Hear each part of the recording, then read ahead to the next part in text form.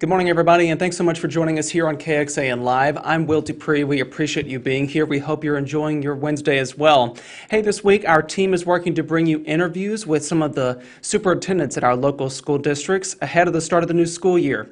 This week, KXAN's morning anchor Tom Miller talked to Dr. Andre Spencer, who is the superintendent at the Manor Independent School District. When their conversation happened, though, the district had yet to announce a virtual learning option for students. But now we do know that Manor ISD will make it available to some. Here are those details. The district's Virtual Instruction Academy will start accepting applications today at noon. Let's emphasize that. The district's Virtual Instruction Academy will start accepting applications today at noon. Applications will be accepted on a first-come, first-served basis until the capacity is reached. However, we're working to find out how many spots the district will make available.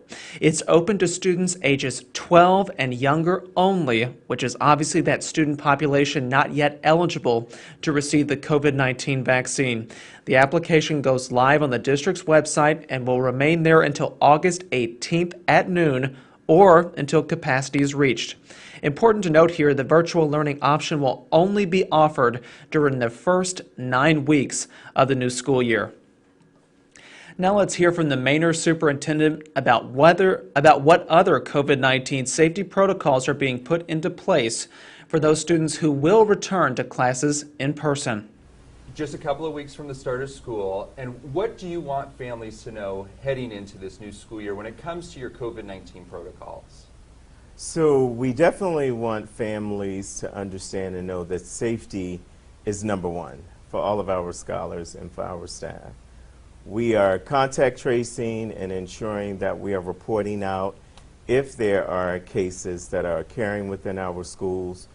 We are encouraging our scholars and our staff to wear masks as well as face shields, which we are providing to them so that they can wear those. We are also providing desk shields for scholars to have between desks.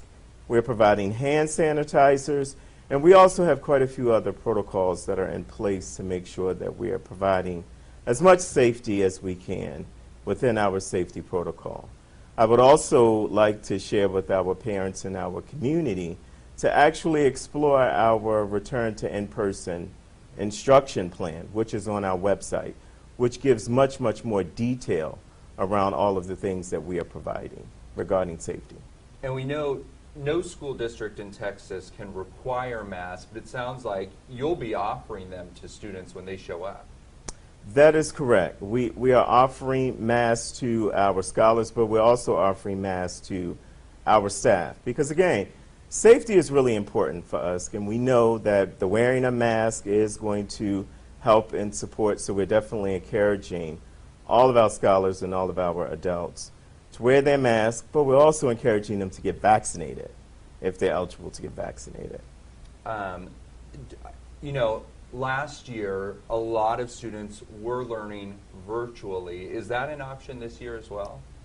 So we are exploring the virtual option for us here in Manor ISD. We're actually meeting today so that we can discuss that option and begin to plan out additional ways in which that option can be available for our young people in Manor ISD.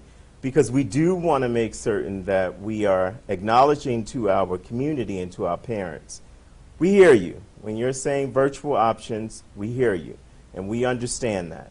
We want to make certain that we're providing that option as much as possible in Manor ISD. In the event that a student or staff member tests positive, what's going to be the protocol on that?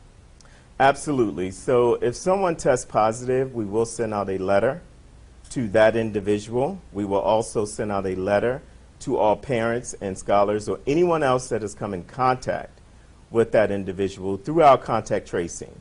We will update that number on our dashboard so that we can make certain that we're being as transparent as possible with our community on the number of cases that are coming down. We will ask that individual to quarantine, and so that's something that we're going to require.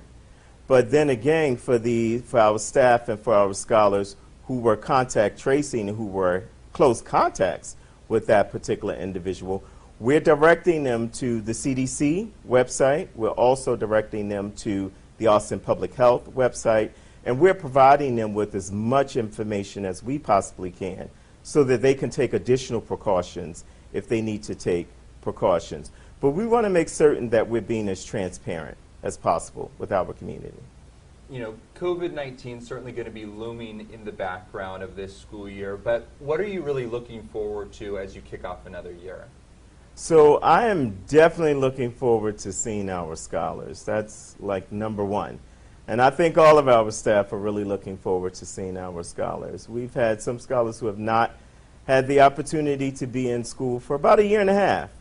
So we know that academics is something that we're really going to have to hit hard and have a hard focus on. But also we have some innovative and accelerated programs that we would like to engage our young people. And so I'm really excited to see them engaged in the innovative and accelerated programs that we have in place coming up for this school year when they return. So I also invite you to come out and see us on day one of school. But for our parents, come out, see some of the safety protocols that we have in place. Talk to our teachers, talk to our principals, so that you can see all of the hard work that our staff are doing to make sure that our scholars are safe. Is it your belief that your students will be more successful coming to campus versus learning from home? So our goal is to make certain that we provide a quality education. And again, virtual is something that we are exploring, and we're having that conversation today. So for our scholars who could potentially end up in virtual instruction, they're going to get a quality instruction. For our scholars who are coming to school and in person, they too will get a quality instruction. So our goal is to make certain that for whatever we do, we are making sure that we're accelerating learning and we're being as innovative as possible to make sure that every single child in Manor ISD gets a quality education. That's our ultimate goal. All right. Was there anything else that you wanted to talk about? You know, in Manor ISD, I'm really excited about what we're going to do this upcoming year. And so I would say to all of our community to make sure that you're looking at our websites, make sure that you're checking in with us to see the great things that are happening. We're going to do some daily and even weekly communication that will be coming out to our parents around the magnificent work that's happening in our district. For example, if we're looking at coding, we're bringing to our elementary school scholars a coding opportunity to get them ready for artificial intelligence in the middle school grade levels. We're bringing more advanced academic courses to our middle school and to our high school. So we're really excited to see that work take place as well. I think you'll be pretty pleased when you see some of the amazing things that we're going to do this year regarding accelerating and innovating our learning experiences in Manor ISD.